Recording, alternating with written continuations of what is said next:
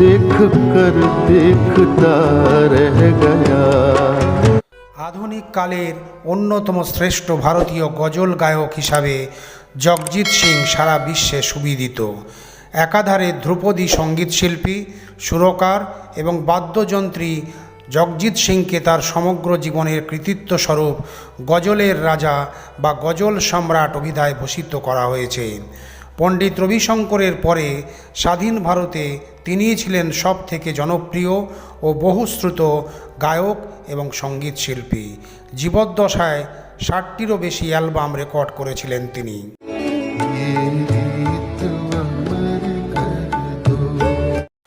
গজলের পাশাপাশি ঠুমরি, ভজন ইত্যাদি লঘু চালের ভারতীয় শাস্ত্রীয় সঙ্গীতেও তার পারদর্শিতা ছিল অসামান্য। মূলত গজল গানে প্রতিটি শব্দের অর্থ আর সুরের মাধুর্যের প্রতি গুরুত্ব দিতেন জগজিৎ সিং, যা তার এক স্বতন্ত্র গায়ন রীতি তৈরি করেছিল, যাকে সাঙ্গীতিক ভাষায় বলা হয় বোল প্রধান গায়কী।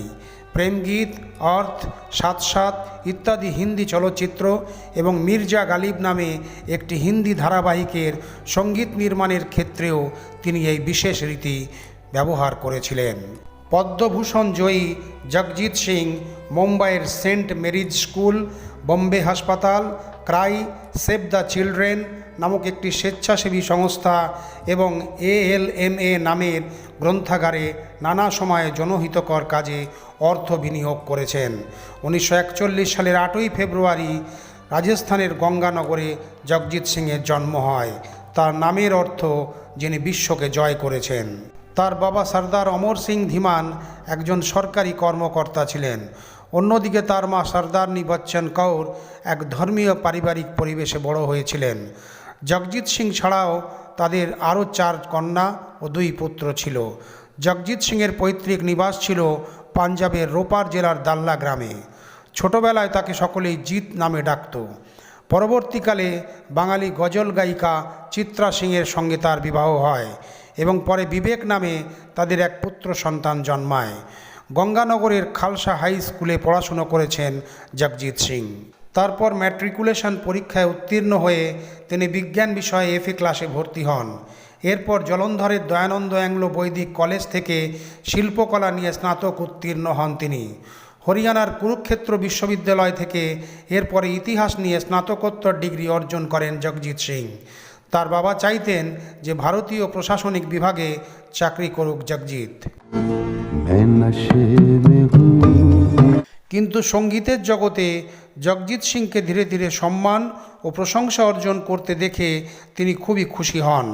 পণ্ডিত ছগনলাল শর্মার কাছে জগজিৎ সিং ধ্রুপদী সঙ্গীতের শাস্ত্রীয় তালিম নিয়েছিলেন।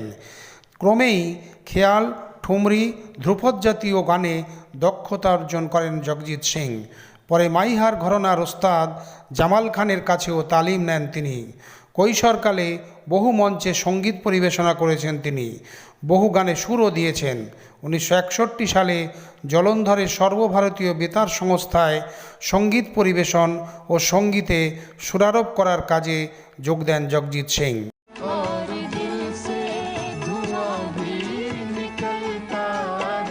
স্বামী স্ত্রী দুজনেই অসম্ভব সুরেলা কণ্ঠে গজল গাইতেন। পরে দুজনে একত্রে বহু অ্যালবাম রেকর্ড করেছিলেন, যার মধ্যে উল্লেখযোগ্য ছিল এক্সট্রাসিস, a sound of affair, passions.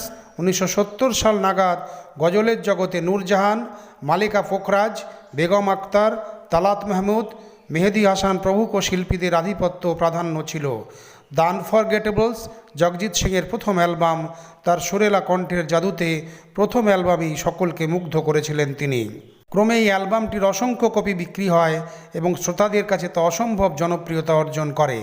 1977 সালে তার এই অ্যালবামটির প্রকাশের পর থেকেই তথাকথিত পাকিস্তানি শিল্পীদের আধিপত্যকে ছিন্ন করে ভারতীয় সঙ্গীতের জগতে সুপ্রতিষ্ঠিত হন জগজিৎ সিং এবং চিত্রা সিং। এই অ্যালবামে দুজনের মিলিত সঙ্গীত সাধনা তাদের দুজনকেই জনপ্রিয়তা শীর্ষে নিয়ে যায়।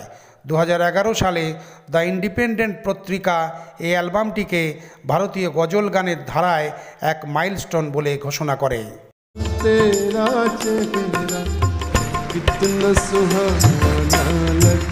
জগজিৎ সিং তার সঙ্গীত চর্চা চালিয়ে যান এবং ক্রমেই জনপ্রিয়তা অর্জন করেন। Hope, in search, inside, mirage, visions, love is blind, Chirag ইত্যাদি একের পর এক অ্যালবামগুলি জগজিৎ সিংয়ের জনপ্রিয়তা ক্রমেই বাড়িয়ে তোলে। সেই সময় থেকেই দেশের শীর্ষ গজল গায়কদের মধ্যে অন্যতম হয়ে ওঠেন তিনি। লতা মঙ্গেশকরের সঙ্গে সাজদা নামে একটি ধ্রুপদী গজল গানের অ্যালবামে গান গেয়েছিলেন জগজিৎ সিং। শুধু হিন্দি গানই নয়, অসংখ্য পাঞ্জাবিও গান গেয়েছিলেন তিনি। दौलत भी ले लो ये शोहरत भी ले लो। বহু হিন্দি চলচ্চিত্রে প্লেব্যাক গায়ক হিসাবে গান গেয়েছেন জগজিৎ সিং।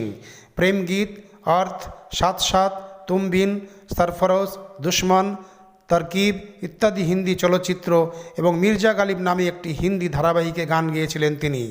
এছাড়াও বহুরূপী, আবিষ্কার, একবার কহো, রাভান, অভিষেক, খলনায়ক, লীলা ইত্যাদি ছবিতেও গান গেয়েছিলেন জগজিৎ সিং। 1980 সালে প্রকাশিত দ্য লেটেস্ট অ্যালবামে তার গাওয়া ও কাগজ কি কস্তি ও বারিশ কা পানি वो बारिश का पानी वो कागज की कश्ती। গানটি আজও সমানভাবে জনপ্রিয়তায় আসীন।